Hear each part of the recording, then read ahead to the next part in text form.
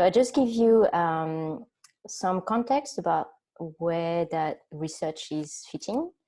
So my team, a part of my team is developing a R package called mixOmics, and it's a package that implements multivariate methods for data analysis and integration, with a specific focus on feature selection as well. And they all apply to mostly to biological data. So we developed 13 methods in that package that we implemented. It's a package that is quite popular amongst computational biologists because this kind of data are arising. We worked a lot on the dissemination with tutorials and workshops, and this is why I'm keen to record this session. So today I'm going to talk about two types of methods that are implemented in the package, and they're based on partial least squares or projection to latent structures methods. So one is PCA and the other one is PLS here.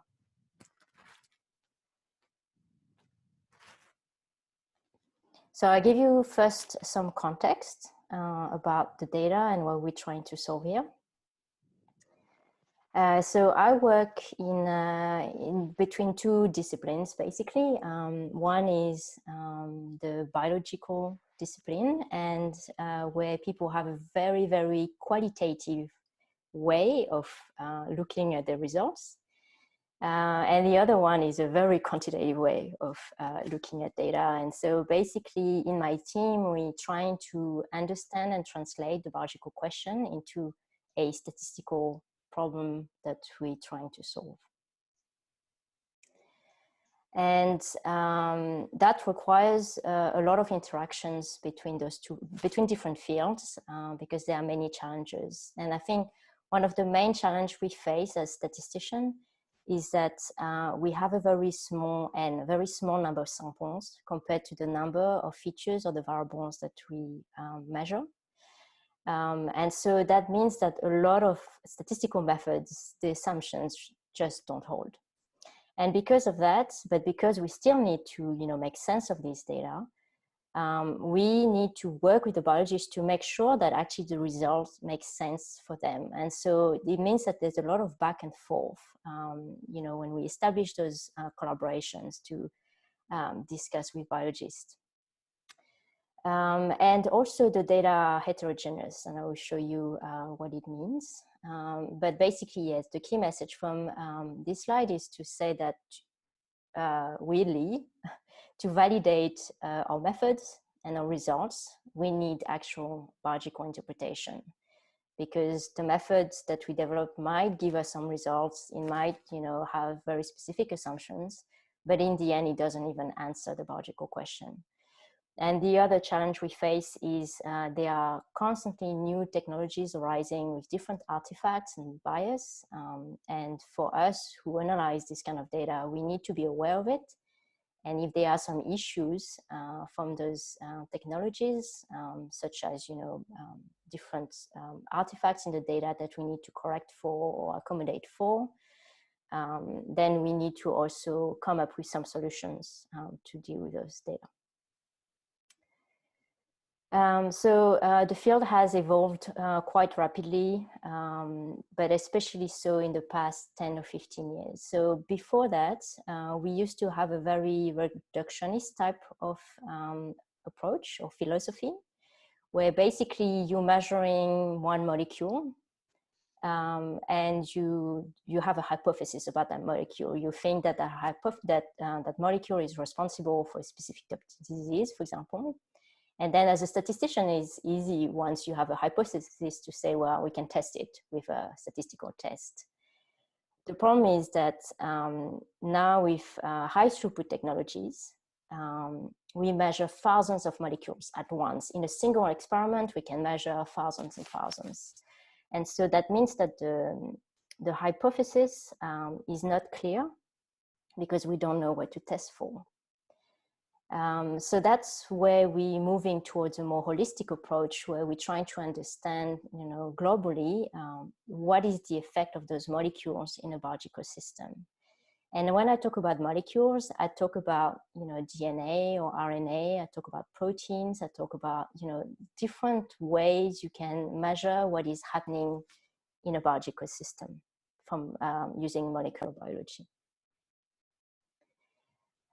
So I'm going to talk a lot about omics, and what we mean by omics is the entirety, for example, of transcripts, if you're looking at transcriptomics, or the entirety of proteins, if you're looking at proteomics, and so on. So for each of those omics, we have a specific high throughput technology that we use to measure all these transcripts at once in a single sample.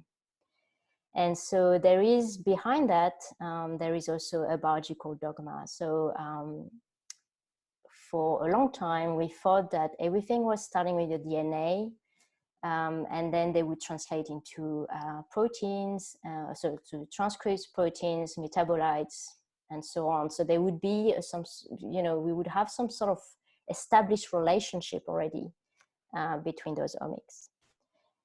The data, as I say, is a small NBP problem. By small n, I mean that we may have 50, 100 samples, patients, whereas P is indicated here, so it can go up to 100,000, sometimes more.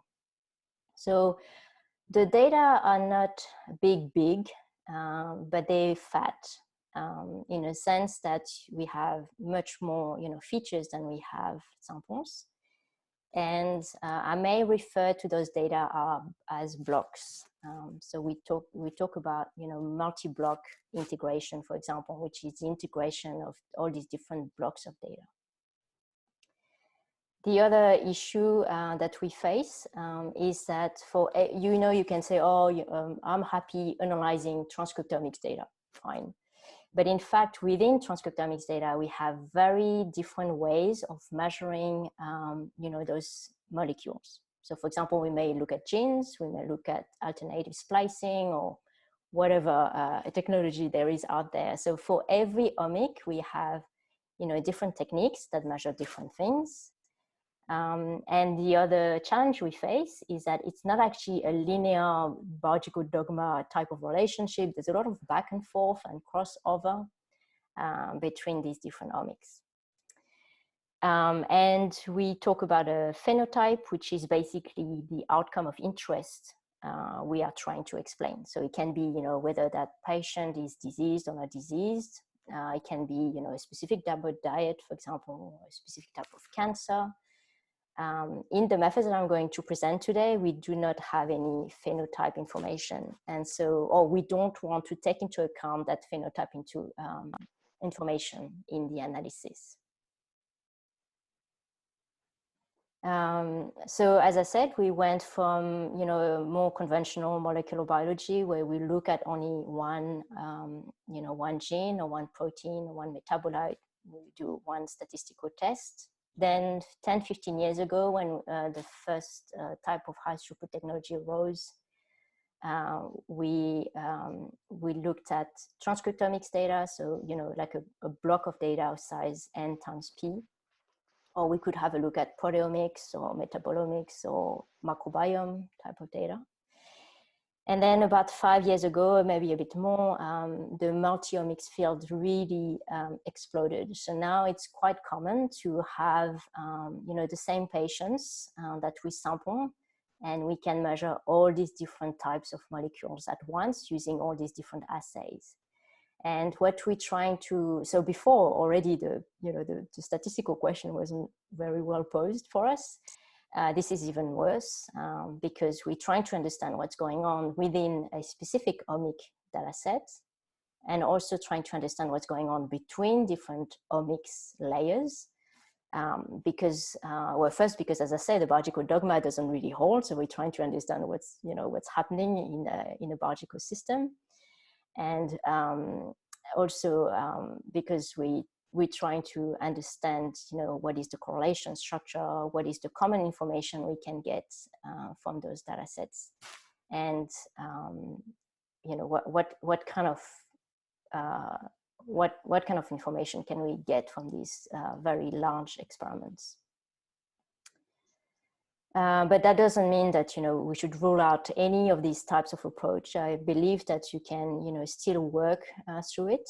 And so when you are working in multi-omics data integration here, what you're really trying to do is to generate new hypotheses. So basically highlighting what is the key information, the key molecules that describe a biological system.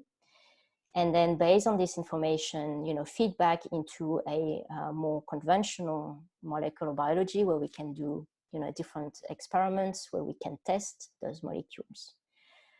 So this is really what we're trying to do, is we're trying to reduce the dimension of those data. And there's different definitions of data integration. A lot of people actually don't agree. So if you talk to a biologist or a bioinformatician, they may tell you different things. So this is an example of a multi-omics experiment. So here you have some samples. And then you do some things on your samples. For example, you digest your proteins, and then you obtain the proteomics data set. Then you do some data analysis. So I find it quite confusing when I talk to biologists, because they say, oh, I'm doing a proteomic analysis. And I'm like, oh, so you're doing the data analysis? In fact, no, this is what they mean by proteomic analysis, whereas this is the statistical, well, sometimes it's not statistical, but some of the time it is. This is a statistical data analysis, and then they identify some key proteins of interest. But on the same samples, you can do a parallel experiment and on the same biospecimen, and then you can measure some lipids, for example, and do some data analysis too. And so the data integration can happen at different levels here. So for example, a biologist often will look at those separate analysis and then try to do some overlap based on the genes that code for those proteins and lipids, and say, this is the integration. I'm looking at the common information that goes a little bit above proteomics and lipidomics. Whereas a statistician would say, well, I'm going to try to combine those data somehow and tell you what is the common information between those data sets. So depending on the people you're talking to, you really have to make it clear what you're trying to achieve. And there are different methods that have been proposed in the past few years. Matrix factorization techniques, Bayesian methods, methods based on networks, and also some more naive analysis where people analyze, as I was saying, each data set independently, and then somehow try to combine the results based on the information they already have from the biology. And so the focus on this talk is going to be on this type of approaches here. So before I move to the next section, I don't know if anyone has any questions now, but otherwise I would like you to open the chat and tell me some keywords about principal component analysis, or what if I say to you principal component analysis, what comes to your mind?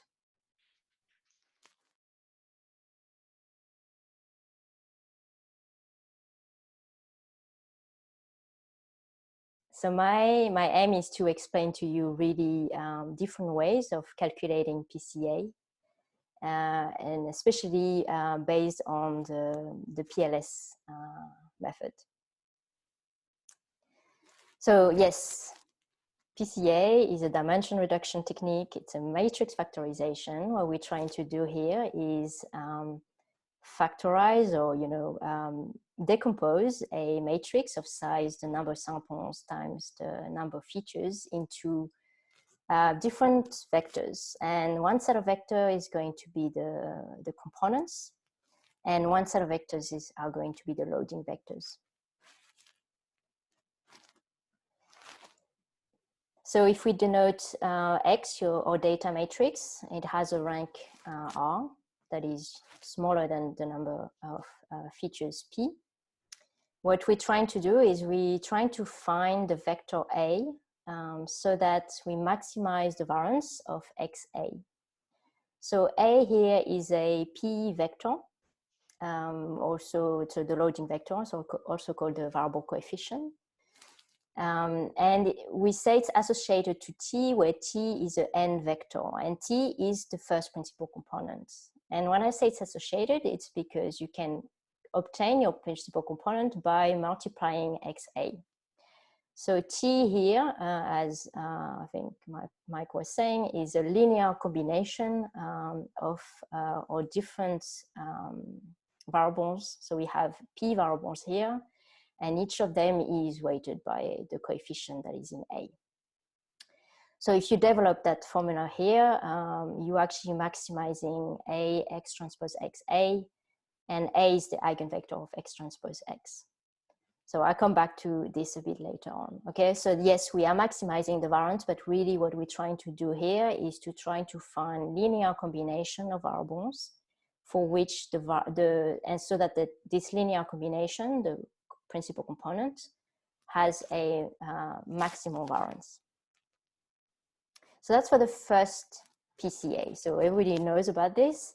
Then it becomes a bit blurry about what happens after you've done, you have your first component. So for the second components and onwards, what really happens is that one way you can look at it is to say you're calculating the residual matrix. So basically, you're doing the same, you're trying to maximize the variance of the data, except that the data now are a sort of residual matrix, where basically what you've done is you subtracted the information you've learned already from the first component, get your residual matrix, and then do that again. And by doing this, we're looking for other loading vectors, A, H, but so that the loading vectors are orthogonal. So there's an extra condition here that requires that those loading vectors are orthogonal, and then you can calculate your principal components, except that this time they're based on the residual matrix times the loading vector. And again, for each loading vector, you have a component too. And because the loading vectors are orthogonal in this objective function, then it means that the principal components are orthogonal too. And so the idea is behind the orthogonality of PCA is to say that whatever variance we maximize in the first dimension, we should maximize or explain the remaining variance in the second dimension, and so on. Okay, so we don't want to have any overlap of information because we're trying to reduce the dimension of the data. So you can solve PCA in different ways. The first one, it's actually an eigenvalue problem of, so you're trying to find the eigenvectors and eigenvalues of the variance covariance matrix X transpose X. The second way is using singular value decomposition. So here, using the SVD, we can write X as a product of matrices. And in each of those matrices, we can then re-identify the loading vectors. For example, the loading vectors A are going to be here. And the principal components is the product between U and delta, where delta is a diagonal matrix.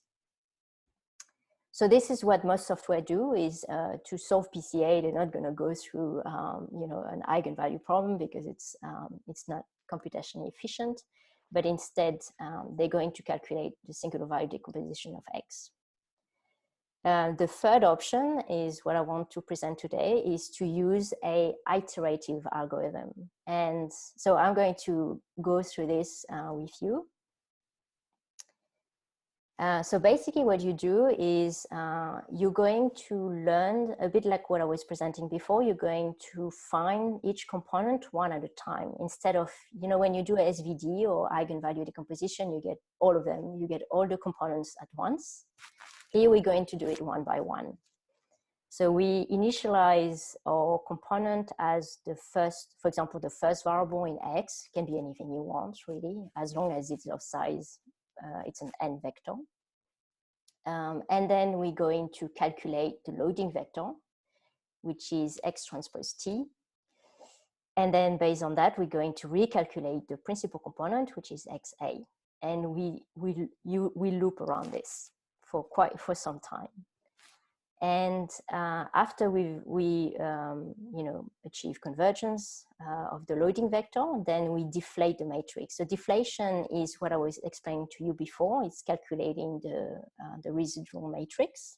So basically, you update your residual matrix here as the former matrix X minus TA, where TA is the product of the principal component and the loading vector. So I come back to why we're doing that.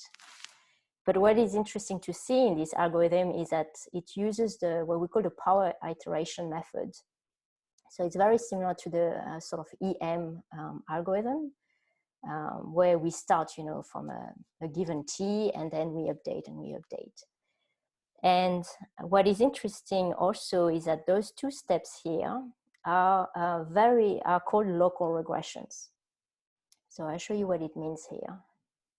So I put in gray, the product of those two vectors, because I'd like you to focus more on what's happening on the left-hand side. So when you say that the loading vector is equal to X transpose T, what you're doing is you're doing a regression of each of the variable J on component T. And that's very easy. So this is very easy to calculate. And similarly, once you have A, then you update your principal component as XA. And this is similar to a regression of the individual X across all the variables on the loading A. So this is why that algorithm actually does a series of local regressions, and that's why it's called non-linear PLS. It's because it's a bilinear model with those local regressions. And so, as I was saying, because you do this local regression, if you look at the loading vector here, if you look at only one element in that loading vector, it's actually the slope or the coefficient of the regression of each variable J on your component T. So the component T is here, and this is one variable. I'll put some random variable here, weight in a data set. And similarly for the principal component. So by doing this, by doing this Nepal's algorithm, we actually do not invert. We don't have to calculate any matrix inversion here. So that makes it actually quite efficient. And it converges with less than 10 iterations for one dimension here. So you can actually consider, so that's one way of looking at PCA. The other way I was telling you is that you can consider PCA as a single value decomposition of X. And in that case, you can then look at that in terms of low rank approximation of a matrix. Okay, so this is an example of a rank L approximation, where basically you're saying, I can basically decompose my matrix X into some set of product of vectors times, the eigenvalue here, and I can reconstruct that matrix up to rank L. And so this is what PCA is doing. It's actually, estimating the best rank 1 approximation of X. So that means that it's looking for a product of those vectors, T and A, so that the Frobenius norm between X and the product between T and A is going to be minimized. And so this is what you get with the singular value decomposition of X. You get T here and you get A here, and you have been minimizing this. When you go to the second dimension of PCA, basically what you do is you say, okay, this is my new matrix. Okay, so basically I remove the information I learned here from the data. And this is going to be, this matrix here is going to be my new matrix. So this one here. And then I'm redoing a decomposition of that matrix and try to find the second component and the second loading vector here. So why am I doing all this? Oh, yes, and before I move on, when you have this reconstruction of your matrix of rank L, this is actually quite useful to estimate missing values. So this is what we do in NIPAL. So as I showed you before, you fit those local regressions and one variable at a time, basically. And so what happens is that if you have any missing values that are random in your data set, it doesn't really matter because you're fitting those regressions. So first, you can handle missing values. And second, if you are interested, you can reconstruct the missing values by multiplying, the loading vector and the principal component and the loading vector up to the dimension of your choice. And that can be the estimation of your missing value. So why am I talking about NIPALs and SVD? It's because this is a very good framework then to introduce Sparse PCA. So in Sparse PCA, what we want to perform variable selection. Okay, so here I showed you sometimes we have to deal with thousands of variables at once, and so we would like to be able to identify what are the key variables that are key to define the components. So what we want is we have those loading vectors, and I'll remind you, each vector here is a coefficient assigned to each of the variables for each of the dimension of PCA.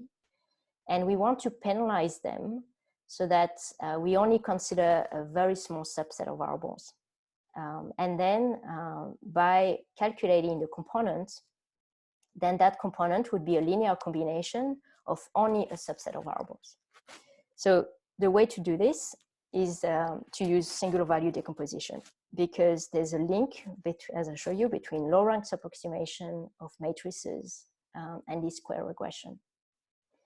So, so what has been proposed to do Sparse PCA, and I'll show it for you, the first dimension here, is that you still want to minimize the rank 1 approximation of matrix X, but you add a penalty term here on the loading vector as well. And so that penalty can be a lasso or can be anything you want that's going to penalize or set to 0 some of the coefficients in the loading vector. So this approach was proposed by Shen and Wang in 2008. So this is how you obtain a Sparse PCA. But to solve this, you actually need to use NIPALs. And so basically, I'm coming back to my NIPALs algorithm here. And because we have this local regression here, basically, you just apply your penalty in that algorithm at that step here. And then you obtain your sparse loading vector. And then you update your principal component. It's a linear combination of only the variables that were selected. And then when you deflate, again, you take into account that sparse loading vector and that new principal component. So there is some risk that your loading vectors do not end up orthogonal, although I haven't seen it to be the case when you center and scale your data beforehand, which is usually what we do in PCA. So we've done our PCA and your Sparse PCA. I just want to spend a few minutes on what kind of results do you get from PCA? Because often people think about, oh yeah, I'll project my samples into a space, a small space. But a lot of people forget that you can also have a lot of information on the variables themselves. And so one way to represent that information on the variables is to use a correlation circle plot. And basically, it's simply calculating the correlation between your original variable x, so xj here, and your components, your first component or your second component. That's going to give you the coordinate of the variable j into the space spanned by the first and the second component. So my variable j here, the x-axis, its x coordinate is going to be the correlation between the original variable and the first component. And the y coordinate is going to be the correlation between the original variable and the second component here. And so you have your variable projected here. So based on that, you can already see that the closer to the big circle your variables are going to end up, the better, because it means that when you, they contribute importantly to the definition of your component. Okay, so if you're around here, they might be very, their weight or their loading weight might be important in T1. It might not be so important in T2, for example. But the other thing that you can see from a correlation circle plot is you can actually understand what is the correlation structure in your data. So here you need your data, your variables to be centered in scale, and the correlation between two variables is going to be the cosine angle between those two variables or those two vectors. So for example, here I have a variable x1 and y1, and the angle is alpha here. So the angle is very small, so the cosine is going to be close to 1. And that means that those two variables have a positive correlation. They're positively correlated. Not only they're positively correlated here, but also their contribution to define the first component is important. If you have a sort of right angle like this, it means that those two variables are not correlated. And so, and this is an example here where you have x1 contributes to the definition of principal component 1 here on the x-axis, but it doesn't contribute to the definition of the component 2 on the y-axis. Whereas y2 has a important contribution to component 2 on the y-axis, but a very small contribution to component 1, and this is why they're not correlated. And finally, the other case scenario is if you have, almost a flat, like a 180 angle. In that case, the cosine of that angle is going to be close to -1, and those variables are negatively correlated. So this is, so I'm showing you on one example what we can get from PCA in terms of visualization. So this is an example in mixOmics where we have a data set called multi-drug, where they look at 60 cell lines and of different cancer type or cancer cell lines. And here we only looking at 48 ABC transporters, their proteins. Basically trying to understand whether, are there any proteins that actually characterize specific types of cell lines while being unsupervised, okay? So here I'm not saying to PCA that I want to really discriminate those cell lines. I just want to have a snapshot of the data into a smaller data space. And so this is what you see here. Those are the samples that have been projected. So basically what you do is you plot the first component and the second component, which are vectors of size n, and you get your n samples here projected. And here you can see that these melanoma samples seem to cluster based on those 48 transporters. And then this is a Sparse PCA results where we, I think I selected maybe 13 transporters. And you can see now the axis have been a bit rotated, but the information is quite similar. We still have the melanoma samples somehow clustering, and the rest is kind of a mess. And this is the kind of output you get from the correlation circle plot. So if you use a normal PCA, and this is a very small data set for us, we only have 48 proteins, but you can see how it gets busy. It starts to get busy, but you can see some clusters of variables appearing here. And those are the one really that we should focus our interpretation on, because they're correlated. Some of them are correlated here, or they're negatively correlated. So those ones and those ones. And they contribute to the definition, to your component 1 and 2 if you use a sparse PCA, then it's a little bit less cluttered. And so that may help to, focus more on very, very specific transporters and see whether they explain, for example, or characterize the melanoma samples. So you need to choose some parameters. The first one is how many components, or what is the dimension of the PCA. So there are some empirical criteria. So people will look at the variance explained and say, yes, if it's, with 3 components, I explain 60% of the variance, that will be enough. They may look at the sample plots that I showed you before. They may look at the script plot or the bar plot of the eigenvalues in PCA, so the amount of variance. But the theoretical criteria for large n, small n BP do not exist. There's a lot of assumptions in some of the tests that have been developed here. So I would say that for big data, it's just not possible.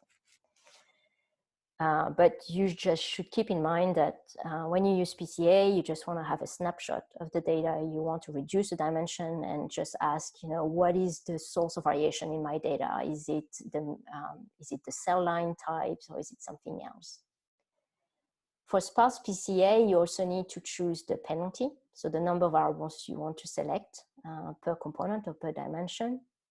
So you can do this using cross-validation.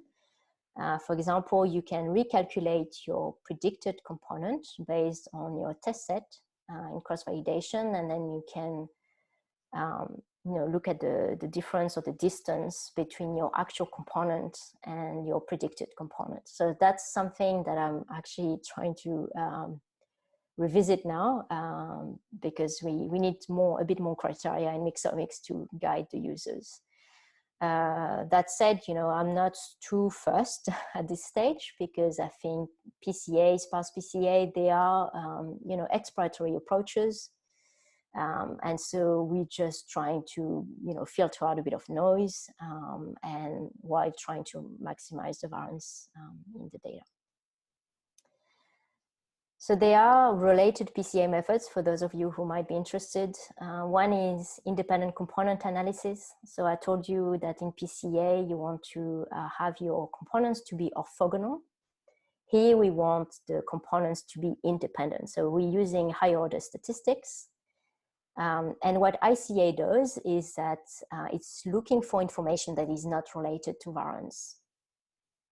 And sometimes it works pretty well. So sometimes you don't see anything from your PCA plot because the information is not in maximizing the variance, but you might see information from ICA. The other approach that I found interesting is principal curves. So here, instead of having, fitting the components that are linear, so straight line, the components are smooth, so they're not linear anymore, and that can be quite interesting. So we've tested that approach also in some studies, so that can bring also interesting results. There's functional PCA for functional data, or time course or time series longitudinal data. There's NMF. So non-negative matrix factorization, where you basically you constrain your components and your Rowley vectors to be non-negative. And I put that for Mike. There's also PCA manifolds, but I didn't have a look at it. But I thought it would be interesting to mention as well. And there are also some other sparse PCA variants. So the one I showed you was the approach from Shen and Wang, but it wasn't implemented. So we implemented that in mixomics. But their paper proposed, different types of penalties. We use only lasso penalty, but they propose some other types of penalties like elastic net and fused lasso and so on. The other approach was proposed by Zhu, implemented in the ElasticNet package. Here you can input your X matrix or your covariance or correlation matrix. And the other approach is from the PMA package. And so all these packages, they're a bit different. I tested them and they bring very similar results. they have some very small tweaks. So for example, this one proposes to adjust the variance if your components are not orthogonal. This one proposes to reproject your components into an orthogonal space when your space is not orthogonal. But interestingly, and for me, PCA is it's the workhorse for data exploration. None of those packages propose visualization for some reason, which for me is like the key result you should get from PCA, especially when you're working with people who are not, hard quantitative people. So I'm not too sure what those implementations are for, actually. So we've seen before how we can solve PCA with an iterative PLS algorithm. And so this next section is actually about the original PLS algorithm. So the concepts we've seen in PCA are going to be extended for a more complicated case. So we still are interested in decomposing matrices, but this time we have two matrices, X and Y. So X is a data matrix of size, the number of samples and number and P features. And Y is a data matrix with the same number of samples, but Q features. So those data sets are sometimes called block in our analysis. And each block should contain variables that are of similar type. So for example, here we may have gene expression, and here we may have metabolite abundance. We decompose each matrix into a set of components. They call latent variables here, and loading vectors. So to each component is associated a loading vector, and the components are size n, whereas the loading vectors A here are of size P. And for the Y dataset, it's the same, but we have another set of components of size n still, and the associated loading vectors are of size or length Q. And the way we perform our data integration is that we try to find the optimal loading weights here, so that in the linear combination in the PLS components, so that the covariance of the linear combination is maximized. So this is a difference really with PCA, where in PCA we wanted to maximize the variance of the component in one data set. Here we want to maximize the covariance between components associated to each data set. There's different types of PLS. There's PLS1, where we only have one Q variable. So it can be when you have a specific clinical parameter of interest, for example, BMI, that you want to explain with some gene expression. Or it could be if you have identified a key molecule or parameter that you want to explain with X. Whereas PLS2 means that we have more than one variable in Y. So let's have a look at the objective functions. So we have our X and Y data matrices. And for the first dimension, we're looking at maximizing the covariance between XA and YB. So as I said before, A and B are the loading vectors, and each of them is associated to either X or Y. So they are either of length P or Q. And XA is actually the component or the latent variable associated to X, and it's a linear, we can write it as a linear combination of the X variables that are weighted by the coefficients from the loading vector A.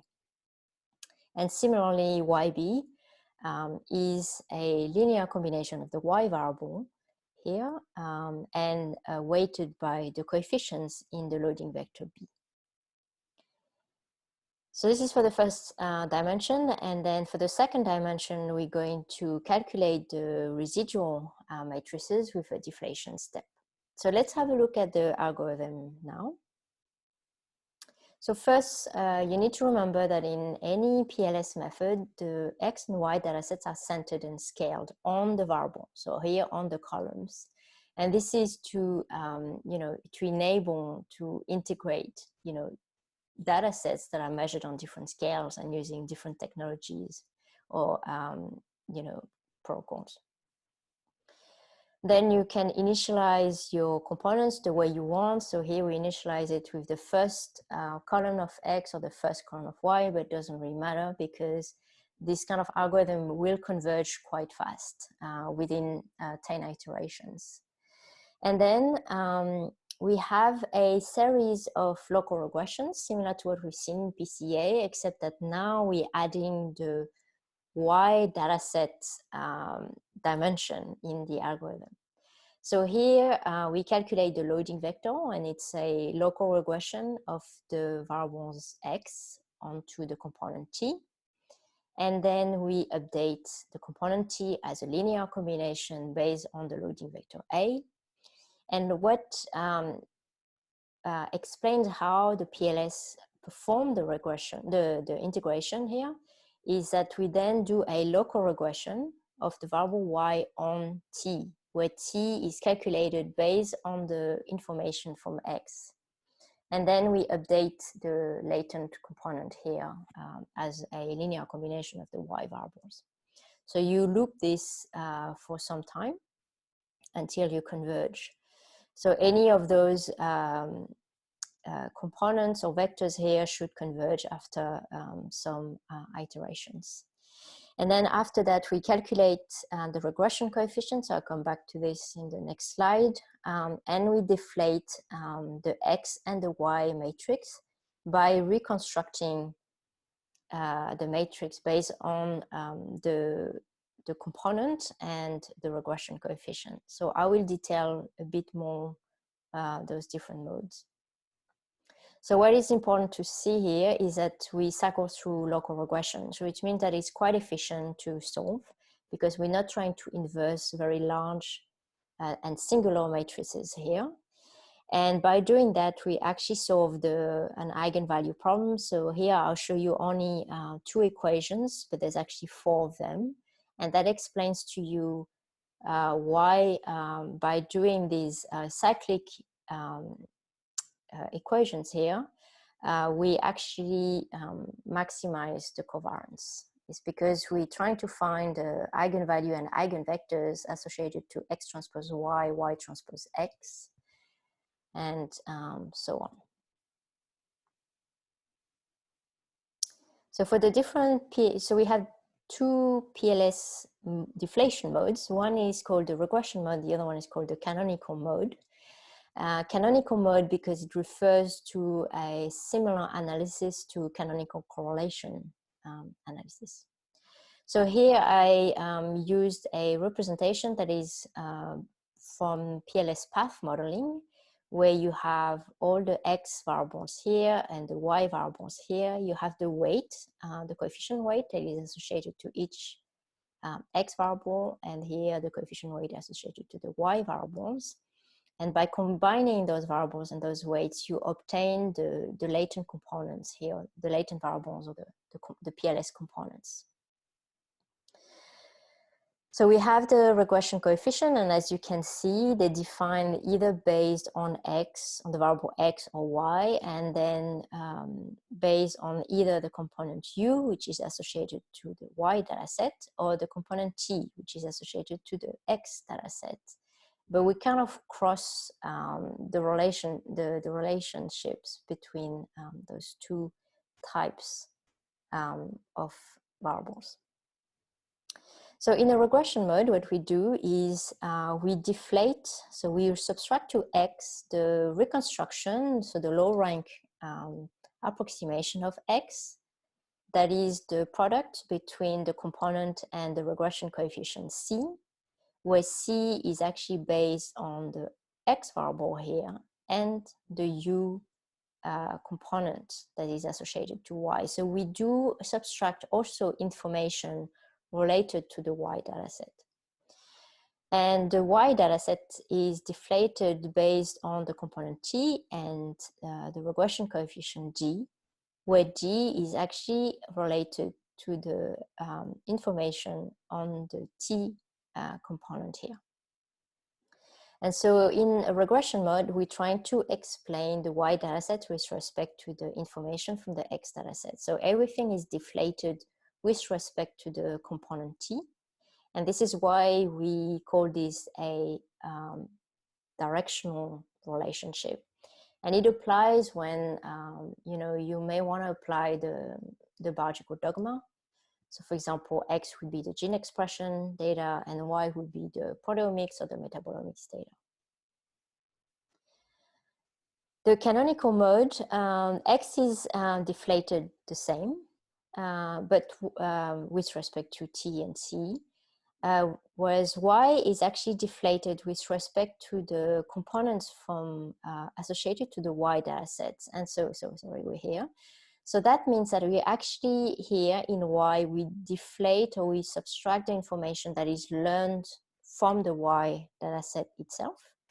And so this is why we call this a, you know, a symmetrical relationship, where every data set tries to explain itself, and we're still trying to maximize the covariance between those two data sets or those two components.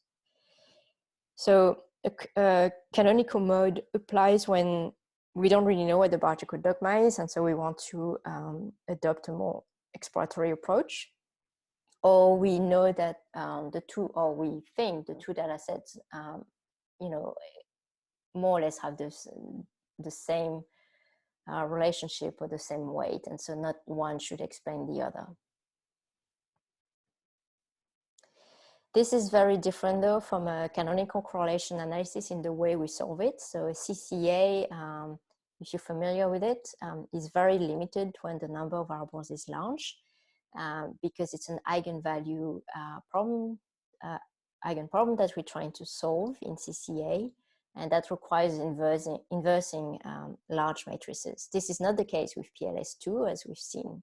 So that makes it quite efficient and a good alternative to CCA. So we can also solve PLS2 with singular value decomposition, but this time what we need to do is decompose the product of X transpose Y. And so we do that and we obtain singular vectors, A and B.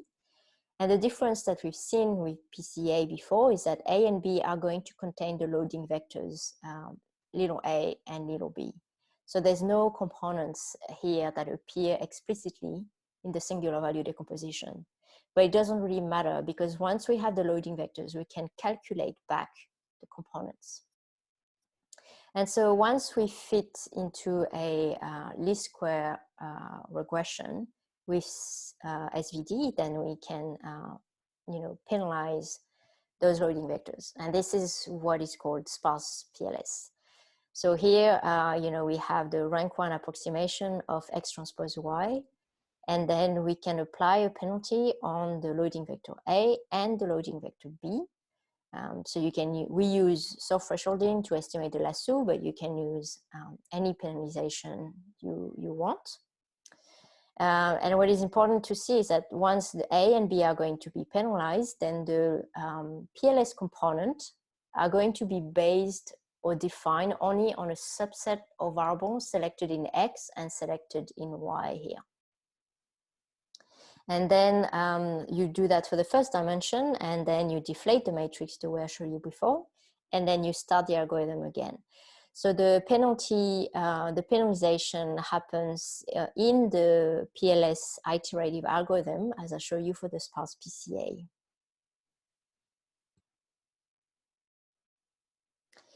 So I show you an example of application. It's the same multi-drug data set, but this time we considering two data sets here. We have some compounds and we have some ABC transporters. This is on the same 60 cell lines. So on the left-hand side, you have just the PCA plots, the PCA on the compounds and the PCA on the ABC transporters. And those are the cell lines that are projected into the space span by the principal components. So in this data set here, what we can see is that the samples in green, the leukemia samples, seem to be separated on the first component from the other samples. Whereas for the ABC transporter, we see the melanoma samples here seem to be far away from the other samples. So the major source of variation in this data set comes from the melanoma samples. So when you integrate those two data sets with PLS, this is the kind of plot that you get. So just remember that you have a set of components per data set. So here T1, T2, or U1, U2. And so you obtain two sample plots, okay? One associated to X and one associated to Y. And we can see that here, not only we see the separation of the leukemia samples, but we see the separation of the melanoma samples here. So it does combine the information from the two data sets. The other thing to note is that those two plots seem very similar. So for example, here, if I focus on that sample here, it probably is the same as that one here because it's the same matching sample. But just remember that this one is a linear combination of, 1,400 compounds, whereas this one is a linear combination of 48 transporters. So they're measuring different things. But when you see that those two plots are quite similar, it means that the method is able to maximize the covariance between those two data sets. And this is just a visualization of the sparse PLS. So here we selected 40 compounds and 13 transporters in total in the dimension 1 and dimension 2. And we can see a set of two groups of compounds here that are positively correlated. The correlation with the transporters is more faint, and so we can see that one is positively correlated with those two, but it doesn't contribute a lot to the definition of the first component here. And similarly here. We can also look at the amount of explained variance, so how much do those component 1 in the X data set explain in terms of variance in X, and then how much does it explain for the second component. And so we can see different things. The first one is that the amount of explained variance decreases in X data set as you include more dimensions or more components, whereas in the Y data set it increases. So here I used a PLS regression mode, and so that may explain why there's a sort of increase, because as we add dimension, we try to explain more of the Y data set. And the other thing to note is for the sparse PLS, the amount of variance is quite similar. So this is good news, because it means that even though you select the variable, so you actually reduce the size of the data, you still explain a similar amount of variance here. So the different types of parameters to tune with sparse PLS. The first one is the dimension, or how many components we should add in PLS. So for that, we look at the fitted values and the predicted values. So the fitted values is based on the reconstruction of the Y dataset here, based on the product between the component and the regression coefficient D. And then once we have this, we calculate the residual sum of squares, which is the actual value Y minus the fitted value, and it's squared, and then it's summed over the samples, and then it's summed over the variables, the Y variables. For the predicted values, we use cross-validation. So here what we have is we have access to an X test data set, and then we can calculate its linear combination here, XA, and that's going to give us the predicted component on those test samples. And then we multiply this to the regression coefficient, and that gives us the predicted Y values. And then the predicted residual sum of squares is the difference between the actual value and the predicted value from the test set when you use cross-validation. And it's summed over the samples and the variables. And so the idea is to say that we would expect to have a predicted sum of squares smaller than the residual sum of squares if the model is highly predictive. And so what we do is we compare the press with the RSS.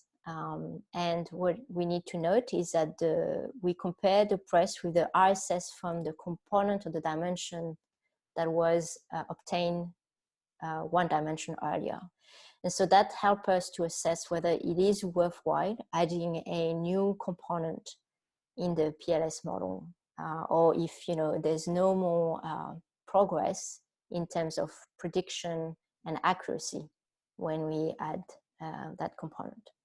So this is relevant for a regression mode, and for a canonical mode we can extend the same concepts, but here we would calculate it on the X data set here. So this is something we're currently testing. And then for the Sparse PLS, we need to decide how many variables we're selecting on each component and in each data set. And so we're still working on some criteria for this. And you can have a look at our updates on our website once it's available. But just keep in mind that sometimes tuning might not be necessary, especially if you are more interested in a more exploratory analysis. And also that we are not, we are modeling Y with respect to X, for example, in the PLS regression mode, but it's still a hypothesis generating approach. And so that needs to be followed up with more classic statistical tests once you have identified the key molecules that you think are explaining the biological system. There are other Sparse PLS variants, and this is a non-exhaustive list, but there's a sPLS package where that implements an elastic net penalization, whereas the PMA package uses fused lasso, and it's more a sparse PLS canonical mode style. It's not actually a CCA here. And you can also have a look at the SRDA package, which is sparse redundancy analysis. So this is similar to PLS, but not quite entirely. So there's some variation in the modeling step here. So none of those packages offer visualization. So if you want to visualize your results, you would have to extract the components and the loading vectors to generate the plots that we have in mixOmics. Those methods bring similar results. I'm talking about sPLS and PMA. It's just that the formulation is actually a bit different. And the good news is that those methods are a bit more popular now with the advent of multi-omics single cell. And so just a few words on to conclude here. The PLS method or framework is efficient because it's based on local regressions rather than inversing singular matrices. And I showed you that you can solve PCA. So this is, the NIPARS is actually the original method that was proposed by Wold before he moved to the PLS. When we use singular value decomposition, in both cases, PCA and PLS, this is what enables us to do variable selection because we fit into a more regression type setting. And the PLS has been criticized a lot since it's been developed because it's seen as an algorithm, but there were not many theoretical properties that were developed, and this is the case now. So they are you will see articles thinking about the degrees of freedom of the PLS or why PLS could work well for functional data, for example. And bear in mind that at this stage, the PLS is still an exploratory method because it's a very complex problem that it's trying to solve. You're trying to fit a multivariate, multivariable model. And so that explains why it can be sometimes difficult to tune, sometimes because the data are complex, or sometimes it's also because the tuning parameters are not completely up to scratch for this kind of problem. So if you have any questions on those methods, feel free to post them on our discourse forum. And if you want to keep up with our updates, you have them on GitHub and sometimes on mixomics.org in our new posts.